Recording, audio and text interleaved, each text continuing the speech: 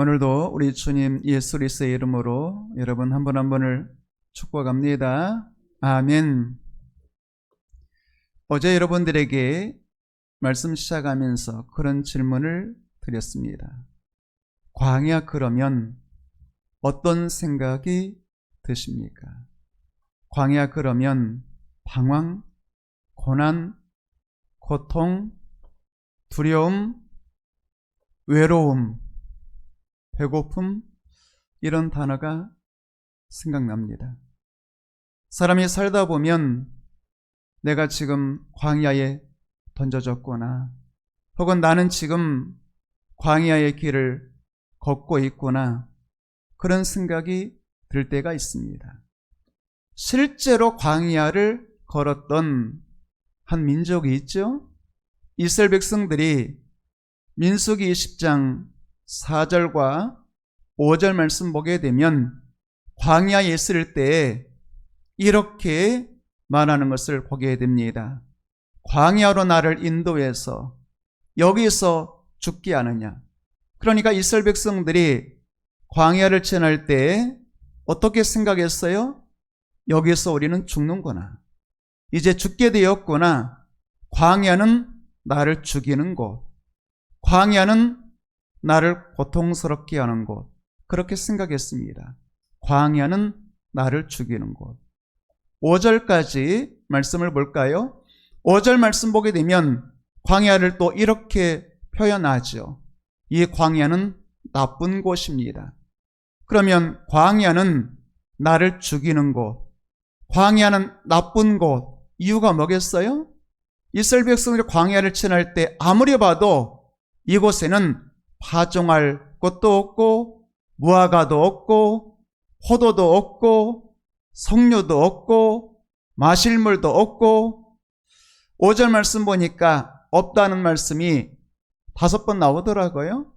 그러니까 광야를 지나면서 이스라엘 백성들이 아무리 둘러봐도 없는 것밖에 없어요. 광야는 실제로 그럴 수 있을 것 같습니다. 광야에 파종할 논밭이 있겠어요? 광야에 무화과나무, 포도나무, 석류나무 있겠어요? 광야에 마실 우물이 넉넉하겠어요? 아무것도 없어요. 그러니까 아무것도 없는 곳이니까 광야는 나쁜 곳, 광야는 나를 죽이는 곳, 이렇게 생각했다, 그 말이죠. 그런데 가만히 생각해 보게 되면 이스라엘 백성들이 광야를 지날 때에 배고파서 죽은 이스라엘 백성 있을까요? 목말라서 죽은 이스라엘 백성들 있을까요? 혹은 의복이 없어서 얼어 죽은 백성들 있겠어요? 여러분 가만히 생각해 보게 되면 아무것도 없기 때문에 파종할 논밭도 없고 과일나무도 없고 우물도 없기 때문에 하나님께서 역사하시는 곳이잖아요. 그래서 광야에서 이스라엘 백성들은 땅의 양식이 아니라 이 세상의 그 어떤 백성도 먹어보지 못한 하늘 양식 만나를 먹었습니다. 이스라엘 백성들도 처음 본 양식이죠. 이게 뭐냐? 만나의 이름이 이게 뭐냐? 그런 뜻이라 그러잖아요. 그러니까 이스라엘 백성들도 이게 뭐냐? 신기한 거예요. 사실은 파종할 논밭이 없기 때문에 아무것도 없는 곳이긴 한데, 아무것도 없기 때문에 땅의 문이 닫히면 하늘 문이 열리잖아요. 하늘 양식 먹게 되었잖아요. 우물이 없기 때문에 하나님께서 반석에서 생수 터뜨려 주셨잖아요. 요즘 최고 좋은 물 그러면 안만수 그런 표현 하잖아요. 하나님께서 3500년 전에 어찌하셨는지 하나님께서 이스라엘 백성들에게 최고 좋은 물, 반석에서 안만수를 터뜨려서 이스라엘을 먹이셨습니다. 그러니까 사실 이스라엘 백성들이 생각할 때 우리는 먹을 것이 없어요, 우리는 마실 물이 없어요, 우리는 의복이 없어요, 광야에는 병원도 없어요, 약도 없어요. 그런데 이스라엘 백성들은 먹을 것이 없으니까 하늘문이 열려 하늘 양식을 먹고, 마실 물이 없으니까 반석이 터져서 생수를 내고, 의복이 없으니까 하나님께서 의복이 헤어지지 않도록 40년 동안 역사해 주셨고, 병원이 없으니까 발이 부르트지 않도록 건강 지켜주셨잖아요. 여러분, 길이 없으니까 광야는 길 없는 광야라고 성경이 말씀하고 있어요. 길이 없으니까 누가 길 되어주셔요? 여호와께서 길 되어주시잖아요. 여호와께서 구름기둥과 불기둥으로 이스라엘 백성들 인도해 주셨잖아요. 여러분, 이렇게 생각해 본다면 생각의 차이 아닐까요? 혹은 관점의 차이 아닐까요? 여러분, 아무것도 없다면, 아무것도 없는 것 속에 하나님이 계시다면 뭔가 인생의 판도가 달라질 수 있는 것 아니겠습니까? 땅에 문이 닫혔다면 하늘 문이 열린다는 것 아니겠어요?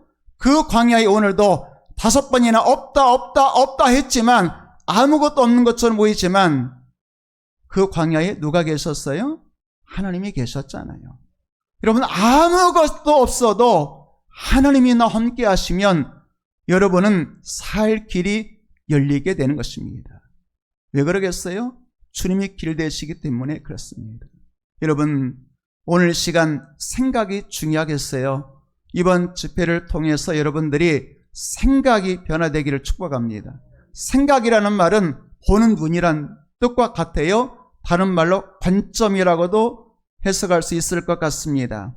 로마서에 보게 되면 육신의 생각은 사망, 영의 생각은 생명과 평안. 뭐가 중요한 거예요? 생각이 중요한 거예요. 여러분, 믿음이 뭐겠어요? 믿음이 생각인 것입니다. 여러분, 우리가 하나님 앞에 기도하고 예수님도 말씀하셨잖아요. 너의 말이 이루어질 줄로 생각하고 믿으면 그대로 될 것이다. 이렇게 말씀하셨어요. 그러니까 눈에 보이는 육신의 눈으로 바라보고 없어요. 나쁜 것이에요. 나는 죽었어요. 여러분의 인생에 자꾸 없는 것만 바라보면서 왜 나는 이것도 없을까요? 왜 나는 이것이 없을까요? 여러분, 없는 것만 바라보면 나는 나쁜 곳에 살고 있죠. 나는 죽어야 될 곳에 살고 있죠. 나는 광야에 살고 있죠. 그런데 없는 것이 아니라 내게 있는 것, 예수 그리스도의 이름, 하나님을 바라보는 여러분 되기를 축복합니다. 나면서 못 가게 된 사람이 은과 금으로 일어났어요? 나사렛 예수 그리스도의 이름으로 일어났잖아요. 똑같은 환경일지 모르겠어요. 제가 한번 세어봤습니다. 민수기 10장 5절 말씀 보니까 없다는 말이 5번 나와요. 5번 나오는데 없으니까 이것도 없고 저것도 없으니까 나쁜 것이고 나는 죽을 수밖에 없다라고 생각했는데 똑같이 없다는 말이 5번 나온 절이 있더라고요. 하박국 3장 17, 18절 말씀 보게 되면 그러니까 이스라엘 백성들은 없으니까 나쁜 것이고 없으니까 나는 불행하고 없으니까 나는 죽을 것 같고 그렇게 말했어요. 그런데 하박국 선지자는 사실은 없다는 말이 5번 나오지만 맨 처음에 못하며라는 말이 나오니까 하나 더 더해진 거예요. 민수기 10장 5절은 없다는 말이 5번, 하박국 3장 17절 말씀 보니까 이것도 없고 저것도 없고 이것도 없다는 말이 5번, 그리고 맨 처음에 무성하지 못하며, 그러니까 없다는 말 똑같이 5번인데 거기에다가 못한다는 말이 한 번 더 더해졌으니까 환경으로 말하면 더 나쁠 수도 있잖아요. 그런데 하박국은 18절에서 이렇게 고백했습니다. 없지만 이것도 없고 저것도 없고 저것도 없고 이것도 없지만 그런데 나는 없는 것 바라보지 않습니다. 내게 있는 것을 바라보는데 내게 누가 계셔요? 여호와가 계셔요. 그렇기 때문에 나는 없는 것 바라보면서 나는 나쁜 곳에 있습니다. 나는 죽을 수밖에 없는 형편한 없는 곳에 있습니다. 나는 괴로운 곳에 있습니다 라고 말하지 않고 나는 여호와로 말미암아 즐거워하며 나의 구원의 하나님으로 말미암아 기뻐하리로다. 이 말은 무슨 말이겠어요? 17절 말씀 보게 되면 없어요.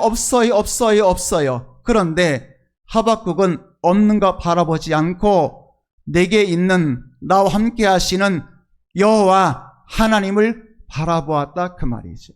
여러분이 자꾸 없는 것만 바라보지 마시고 여러분에게 늘 함께 하시고 동행하시는 세상 끝날까지 내가 너와 항상 함께하리라 약속하신 예수께서 바라보는 여러분 되기를 주의 이름으로 축복합니다.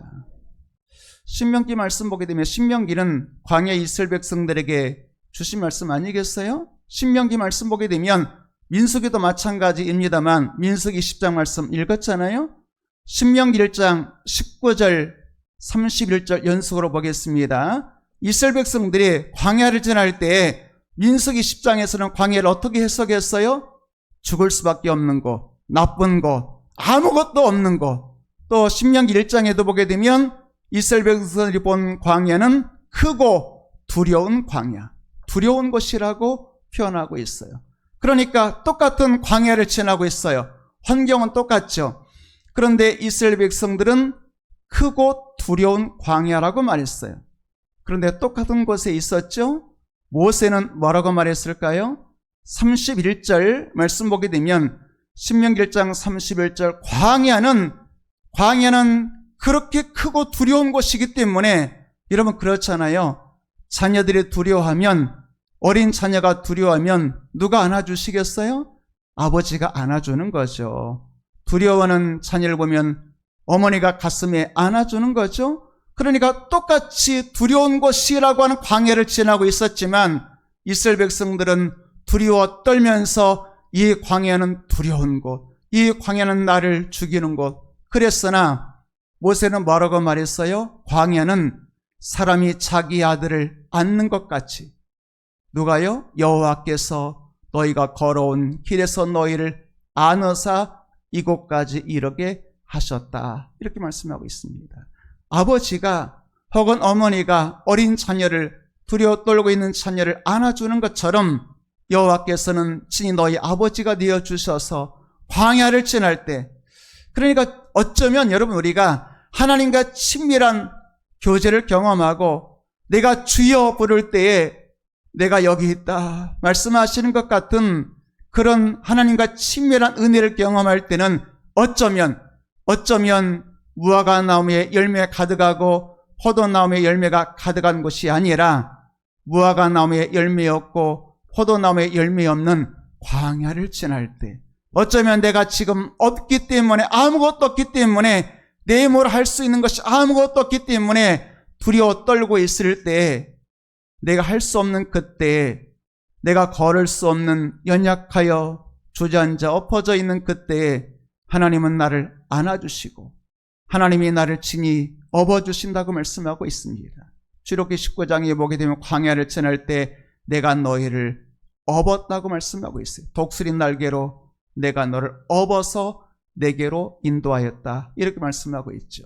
그러니까 출애굽기 19장에 나오건 신명기 1장 말씀 보게 되면 광야를 지날 때 하나님이 뭐라고 말씀하시냐면 네가 걸을 수 없는 그 광야에서는 내가 너를 안아줄 거야. 네가 걸을 수 없다면 내가 너를 업고 너를 인도할 거야. 이렇게 말씀하시는 거죠.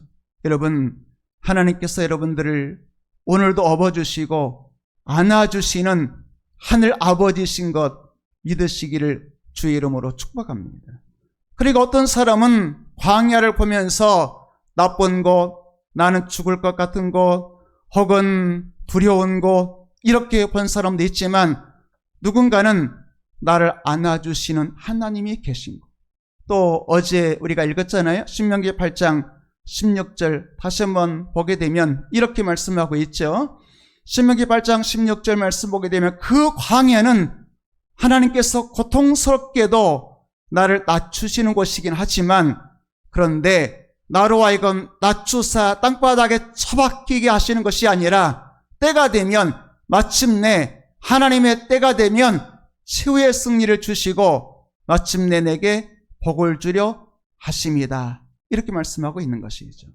광야는 날 안아주시고 업어주시는 곳. 광야는 내게 복 주시는 것.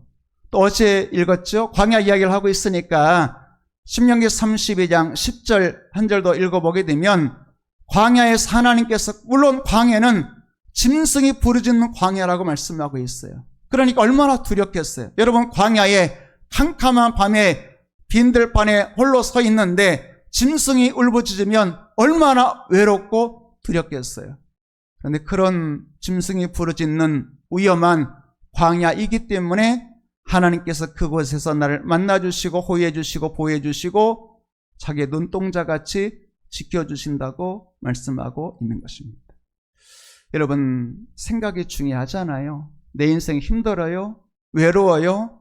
두려워요? 배가 고파요?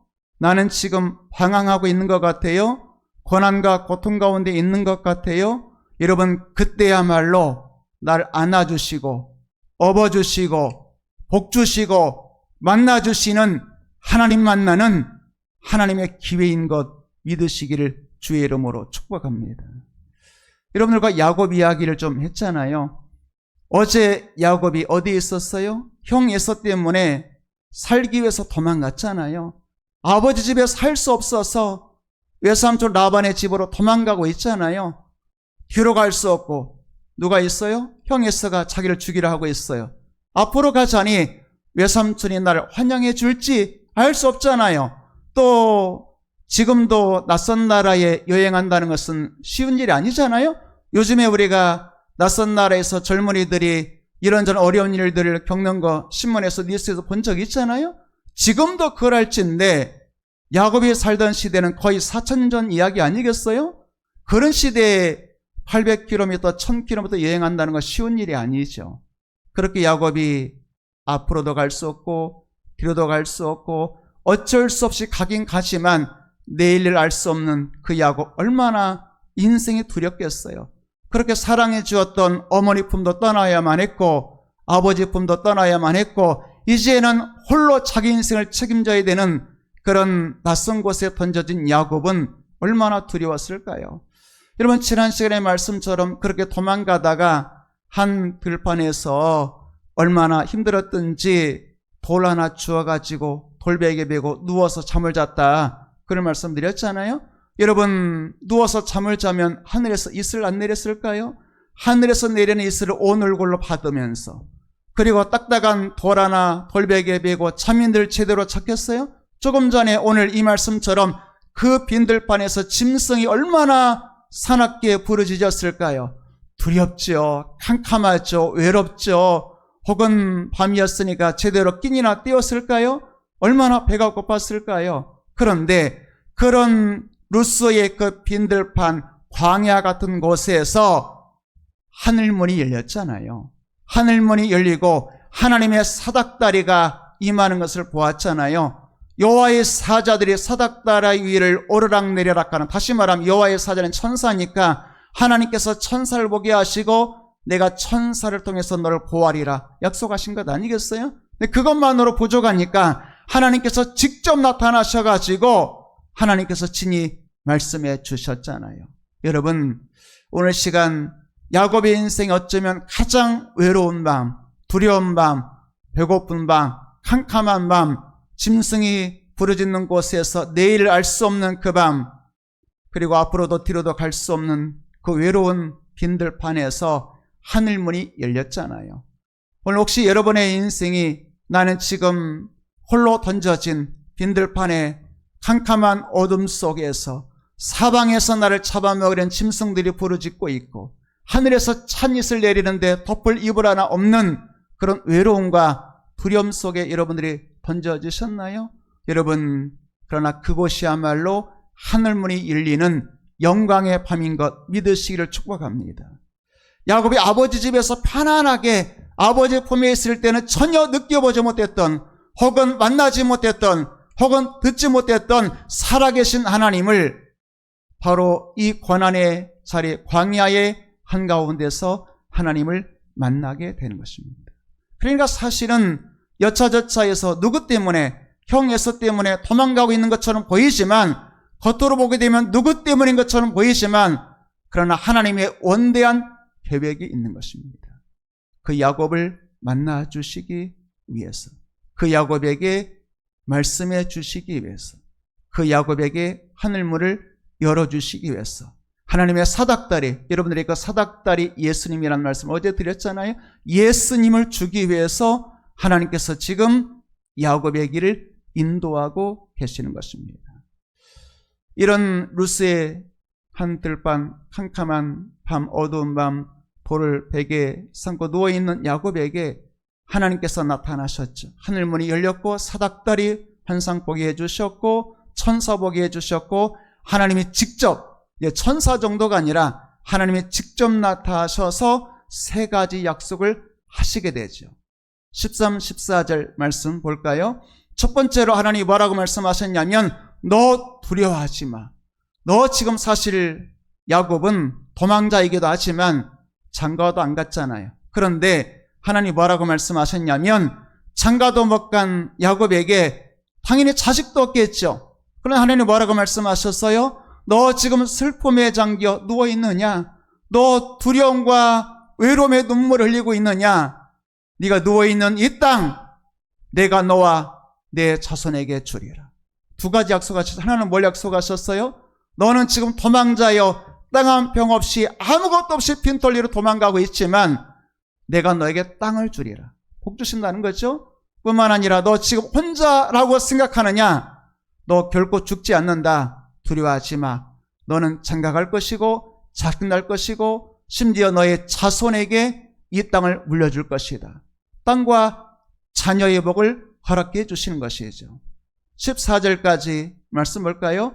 14절 말씀 보게 되면 심지어 너의 자손이 땅끝까지 서쪽, 동쪽, 북쪽, 남쪽 우리는 동서남북으로 퍼져나가게 될 것이고 뭐겠어요? 자식 하나 낳는 것으로 끝나지 않고 그 자식이 사방으로 퍼져나가며 번성하게 될 것이고 심지어 자식을 주고 자식이 번성하는 것을 넘어서서 너와 내 자손으로 말미암아 땅의 모든 족속이 복을 받으리라. 아멘. 땅의 모든 족속이 복을 받으리라.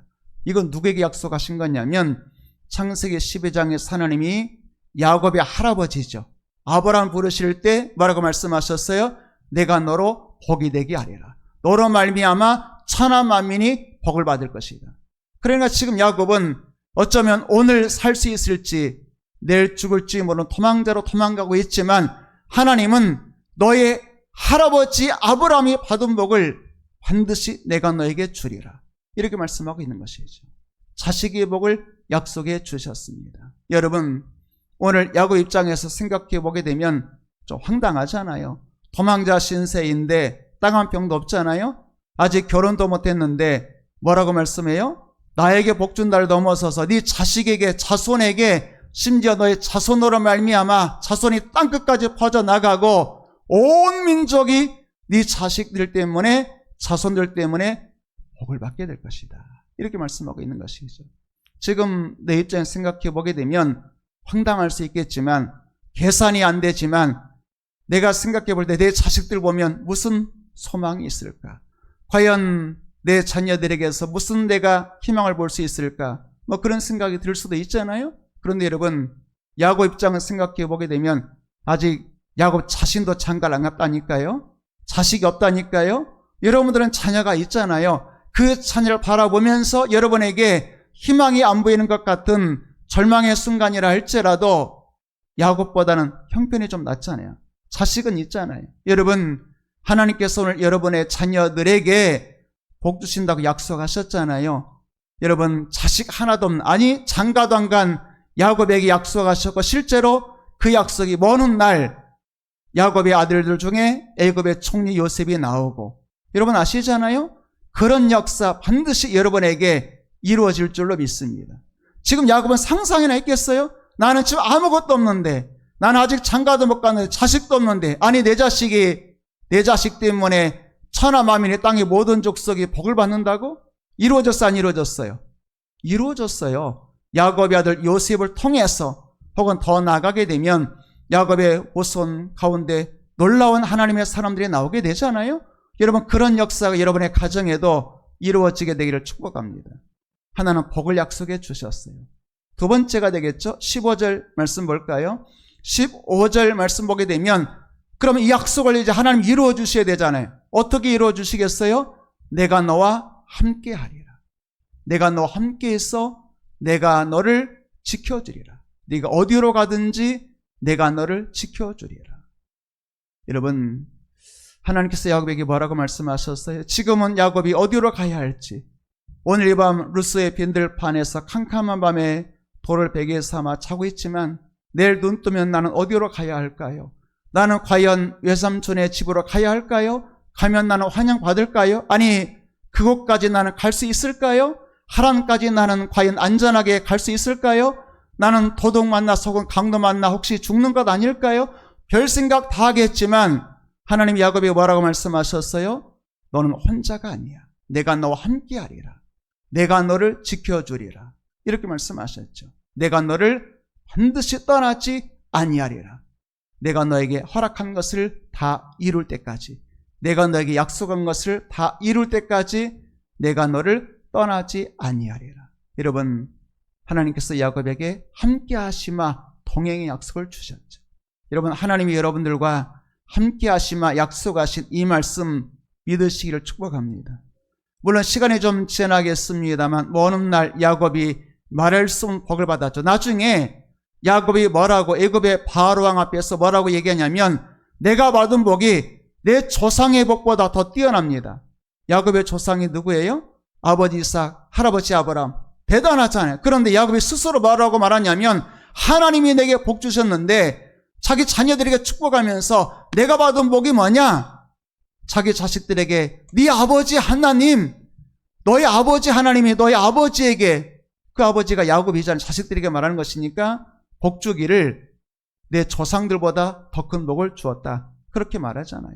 또 야곱 앞에서 그 야곱이 애굽의 바로왕 앞에서 당당하게 당시 왕이었던 바로에게 축복했다고 성경이 말씀하잖아요.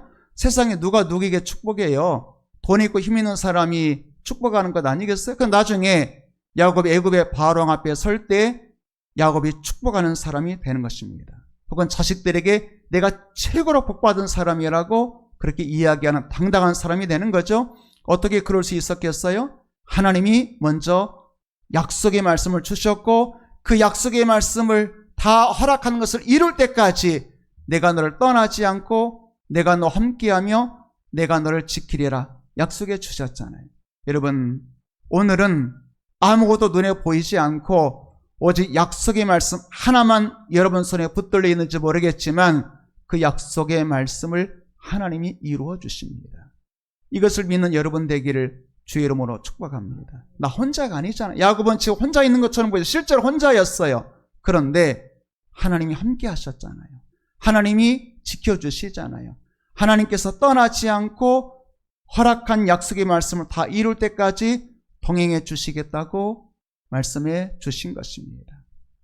15절 말씀 다시 한번 보게 되면 이렇게 말씀하죠. 뿐만 아니라 내가 너를 반드시 이끌어서 때가 되면 이 땅으로 돌아오게 할 것이다. 그것은 뭐예요? 지금 아버지 집을 떠나는, 눈물을 흘리면서 아버지 집을 떠나는 야곱에게 내가 반드시 널 이끌어서 이 땅으로 아버지의 집으로 돌아오게 할 것이다. 이렇게 말씀하셨죠.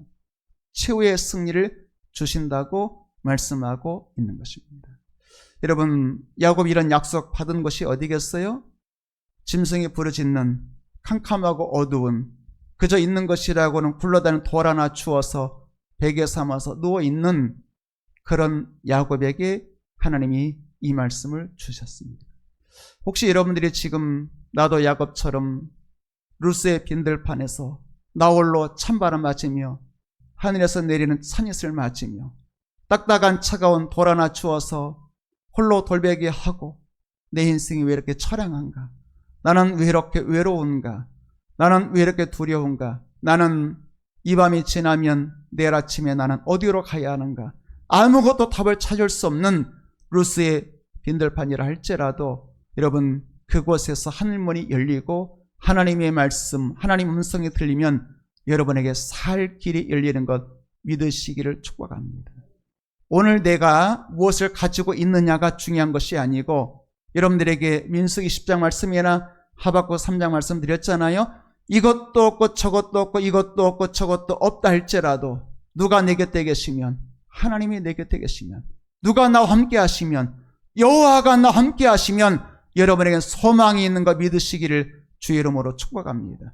그 하나님 때문에 오늘도 나는 하박국처럼 즐거워할 수가 있고 기뻐할 수가 있는 것이죠. 여러분, 이런 은혜가 있게 되기를 축복합니다. 자, 그러니까 이제 그렇게 눈물을 흘리면서 찬잇을 맞으며 돌베개하고 누워있는 야곱에게 하늘문이 열리고 하나님의 말씀이 임하게 되니까 야곱이 어떻게 변화되었을까요?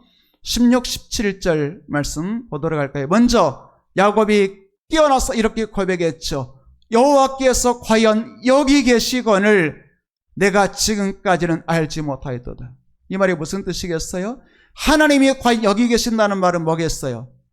내가 떠나왔던 아버지 이삭의 집에는 하나님이 안 계셨는데 여기 지금 루스의 들판에 하나님이 계신다, 그런 뜻이겠어요? 그게 아니죠. 하나님은 언제나 야곱과 함께 하셨죠. 문제는 뭐가 문제예요? 야곱이 나와 함께 하시는 하나님을 볼 수 있는 영의 눈이 열렸느냐, 이게 중요한 거죠. 전에는 몰랐어요. 전에는 하나님이 나와 함께 하신다는 것을 몰랐어요. 전에는 언제나 내가 있는 곳에 하나님이 함께 계신다는 것을 몰랐어요. 그런데 오늘 이 루스의 들판에서 광야에 두렵고 떨리는 밤에 야곱은 알았습니다. 뭘 알았어요? 여호와께서 과연 여기 계셨구나.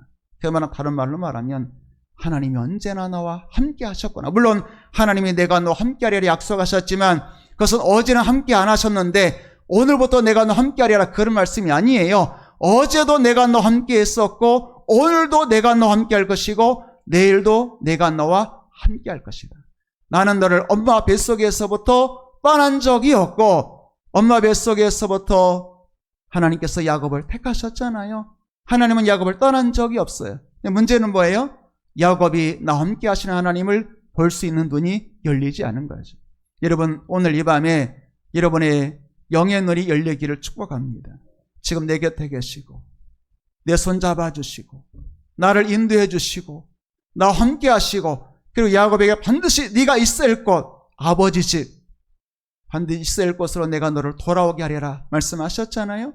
여러분, 오늘 어쩌면 이런 어마어마한 하늘문이 열리고 하나님의 음성이 들리고 야곱이 이렇게 고백까지 하잖아요. 여호와께서 과연 여기 계시거늘 내가 알지 못하였도다.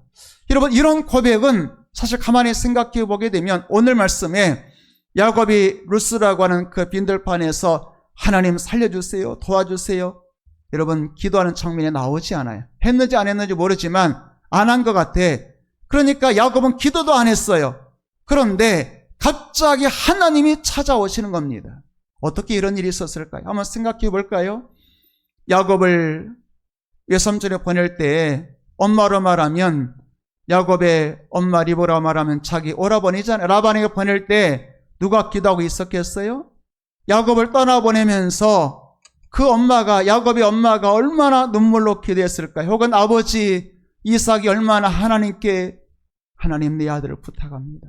이제 이 아들이 집을 떠나서 내 품을 떠나서 아버지 품을 떠나서 이제 외로운 인생길을 걸어가야 되는데 하나님, 야곱 혼자밖에 없어요. 누가 야곱을 지켜줘요? 이제 부모 품을 떠나게 되잖아요. 혼자 야곱의 인생을 스스로 책임져야 되잖아요. 그런데 그 아버지가 얼마나 눈물로 기도했을까요? 하나님, 내 아들 야곱을 하나님 손에 부탁합니다. 하나님, 내 아들 야곱을 지켜주세요. 그 아버지가, 그 어머니가 눈물로 기도하지 않았을까요? 그 기도를 하나님이 들으시고 때가 되자 야곱에게 찾아오신 것 아닐까요? 여러분, 오늘 시간 야곱을 향하여 눈물로 기도했던 그 아버지, 어머니처럼 오늘 여러분들이 자녀를 위해서 기도하는 마음이 되기를 축복합니다. 어쩌면 오늘 아무리 캄캄하고 어두운 밤이 있어도 야곱 기도 안 했잖아요. 하나님 찾지 않았잖아요. 그런데 그 어머니의 기도, 왜냐하면 성경이 보게 되면 아버지 이삭도 늘 들에 나가서 묵상하며 기도하는 사람이었다고 말씀하고 있잖아요. 어쨌든 그 부모의 기도로 말미암아 하나님께서 야곱을 찾아오시고 만나주시는 날이 있다는 것입니다. 여러분 자녀들이 꼭 기도하지 않고 여러분 자녀들이 성경 읽지 않아도 여러분 자녀들이 하나님 도와주세요, 아무리 힘들어도 기도할 줄 몰라도 하나님께서 여러분의 기도를 들으시고 야곱을 찾아가 주신 것처럼 여러분의 자녀들을 찾아가 주시면 여러분의 자녀들은 반드시 변화될 줄로 믿습니다. 깨닫게 되는 거예요. 내가 전에는 몰랐어요. 내가 전에는 엄마 품에 있을 때, 아빠 품에 있을 때, 혹은 그가 할아버지 아브라함 그 집에서부터 할아버지 아브라함, 아버지 이삭 다 제단 쌓고 제사 드리는 사람들이니까 할아버지 품에서 내가 예배드리고 아버지 품에서 예배드릴 때는 어쩌면 그때는 하나님 못 만났을 수도 있어요. 그런데 이렇게 두려운 밤에 하나님께서 갑자기 만나주시는 순간 야곱이 변화되는 것이죠. 여러분, 그런 역사가 있게 되기를 주의 이름으로 축복합니다. 17절까지 볼까요? 여호와께서 과연 여기 계셨다. 그 말은 뭐예요? 하나님이 언제나 함께 하셨는데 내가 이제야 깨달았다. 그런 말이죠. 그러면서 이곳이야말로 하나님의 집, 하늘의 문이로다. 이렇게 고백했어요. 이곳이야말로 하나님의 집이다. 그 말은 뭐겠어요? 루스가 특별한 곳이어서 하나님의 집이겠어요? 장소가 특별한 것이 아니라 하늘문이 열리고 하나님이 나타나시고 말씀하시면 그곳이 하나님의 집인 줄로 믿으시길 바랍니다. 장소가 중요한 것이 아니라 하나님 만나는 곳이 하나님의 집, 하늘의 문, 이런 것이죠. 다시 한번 16, 17절 말씀을 또 보게 되면 이렇게 말씀하고 있죠. 여호와께서 여기 계셨습니다. 또 여호와께서 여기 계셨습니다라고 말할 뿐만 아니라 17절 말씀 볼까요? 17절 말씀 보게 되니까 야곱이 뭐라고 고백했어요? 하나님을 만난 순간 여호와께서 과연 여기 계셨구나, 나와 함께 하셨구나, 하늘문이 열리고 하나님 영광을 보는 순간 야곱의 입술로는 여호와께서 과연 여기 계셨다, 여기가 하나님의 집이다, 하늘문이 열렸다, 이렇게 고백함과 동시에 야곱 가슴속에 들어온 감정이 뭐냐면 두려워하여 이르되 두렵도다. 이것이요, 이것은 다름 아닌 하나님의 집, 하늘의 문. 여러분, 하나님 만나면 하나님을 두려워할 줄 아는 성도가 되는 것입니다. 참 성도, 가짜 성도 어떻게 구별할 수 있을까? 혹은 하나님 만난 성도, 하나님 못 만난 성도. 그러니까 야곱이 아버지 집에서 수십 년 예배 드렸을 거예요. 하나님 만난 적이 없어요. 하나님 여기 계신 줄, 나와 함께 하신 줄 몰랐어요. 그러니까 하나님을 두려워할 줄 모르죠. 그러니까 눈먼 아버지 속여서 장자권 받아내고 축복권 받아내고 또 배고픈 형 속여서 장자권 사고 막 그런 것 아니겠어요? 하나님 만났다라면, 하나님이 지금 나를 보고 계시고 여기 계신다는 것을 알았다라면, 하나님을 두려워할 줄 알았다라면 그렇게 살았겠어요? 하나님이 안 두려워요. 왜? 하나님이 계신 줄 모르니까. 그런데 오늘 하나님이 계신 것을 깨닫는 순간 하나님을 두려워하죠. 그리고 하나님을 두려워한다는 말은 공포심을, 무섭다 그런 의미가 아니라 하나님이 내 곁에 계신 것을 알고 하나님이 내 앞에 계신 것을 알고 그 하나님 앞에서 두렵고 떨리는 마음으로 나는 어찌 살 것인가, 인생의 방향을 전환, 수정하는 것입니다. 하나님 만난 사람은 다 똑같아요. 하나님 만난 사람은 다 두려워해요. 오늘도 야곱이 하나님을 처음으로, 어쩌면 수십 년 아버지 할아버지 집에서 예배드렸으나 오늘 하나님을 처음 만났어요. 그때 야곱의 심정이 뭐예요? 하나님을 두려워하는 것입니다. 출애굽기 3장에 보게 되면 호렙산 떨기나 불꽃 가운데서 모세가 하나님 만나게 되잖아요. 그때 출애굽기 3장 보게 되면 모세에 대해서 이렇게 나옵니다. 모세가 두려워하여 얼굴을 가렸다. 모세가 하나님을 두려워하여 얼굴을 가렸다고 말씀하고 있어요. 뭐예요? 하나님을 두려워하는 것입니다. 하나님을 만나면 하나님을 두려워하고 하나님 앞에 신실하게 살게 되는 것이죠. 이사야 6장에 보게 되면 이사야가 성전에서 하나님을 만나고 영광을 목격하게 되었을 때, 하나님의 옷자락이 성전에 가득한 것을 영적 체험하게 되었을 때 화로다 나의 망하게 되었도다. 나는 입술이 부정한 사람이요, 나는 입술이 부정한 백성 중에 거주하면서 만군의 여호와이신 하나님을 배웠습니다. 갑자기 두려워지고 화로다 나의 망하게 되었도다. 왜요? 전에는 몰랐어요. 그런데 빛 대신 하나님 만나면 그 빛 앞에 드러난 나의 어둠 때문에 두려워하고 떨면서 내가 하나님 앞에 빛 가운데 살기로 다짐하게 되는 것입니다.